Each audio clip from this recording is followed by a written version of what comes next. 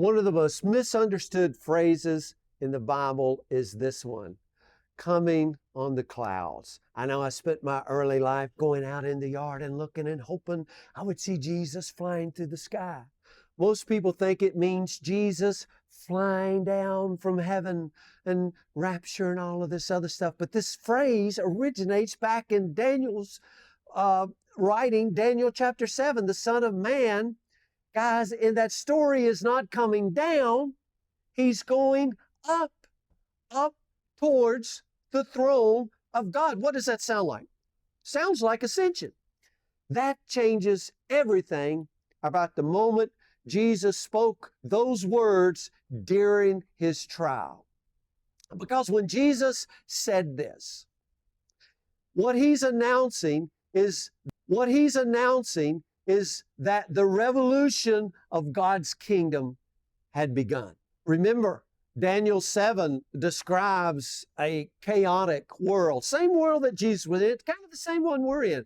But Daniel sees these beasts coming up out of the sea, violent kingdoms devouring the earth. I hope I explained that in the last video. But then Daniel sees something new in the middle of that. He says, I saw one like a son of man, this human figure, coming with the clouds of heaven.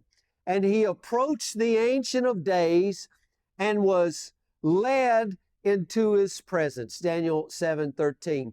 Notice the direction here. The Son of Man is not coming down to the earth. He is approaching the throne of God. He is going up. This, my friends, is a royal scene, a coronation, if you will. The crowning goes back to Psalm 2, I've set my king on my holy hill. The Son of Man is receiving authority over the kingdoms of this world. Remember Matthew, all authority is given unto me in heaven and in earth. Daniel sees this, and Daniel continues, and he was given authority and glory and sovereign power over all nations and peoples of every language, and they worshiped him. Daniel 7:14, I think. Daniel is watching the moment when true humanity is crowned king. Who is this one? Who is this guy, this Son of Man? Guys, his name is Jesus. Now, why do clouds matter? In the Bible, clouds are the symbol of God's presence and authority. Remember, God appeared in a cloud at Mount Sinai. God leads Israel through the wilderness in a pillar of cloud. And so when Daniel sees the Son of Man coming with the clouds, it means something powerful. It's not the white fluffies that we see outside. I like to look at the white fluffies, but it's not those. This human figure shares in the authority of God. Now, the beast rule through violence. We've seen that. Bones in their teeth, the beast that comes out of the sea.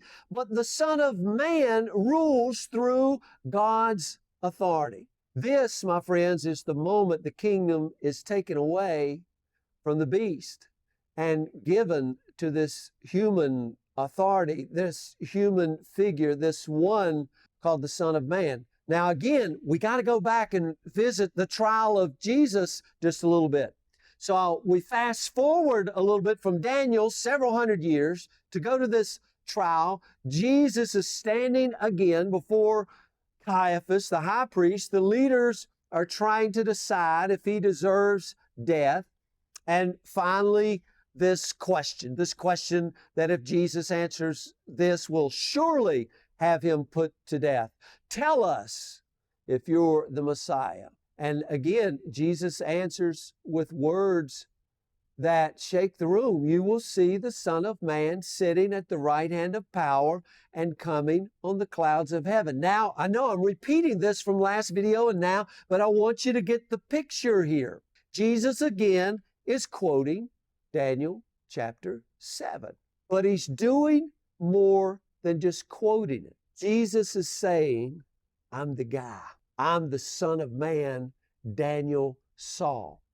I'm the one receiving the kingdom. You think because you made a league with Rome that you've got it and you've got it. No, I'm the one. This is why the high priest tears his robe. The claim is explosive. Jesus is declaring that the authority of the beast, Rome, and is coming to an end. And in just a few short hours, they're going to hang Jesus on a cross. Jesus is handed over to Rome. He's scourged, he's beaten, he's mocked, he's stripped naked, crown of thorns on his head, brought before Herod. He's led through the streets. He's crucified. And it looks like the beast have won. It looks like another prophet has been silenced. It looks like another troublemaker has been crushed. It looks like another rebel rouser will be a warning hanging out here on a cross. But Daniel's vision tells us something different. The Son of Man receives the kingdom through suffering. The cross becomes the moment the powers reveal their violence.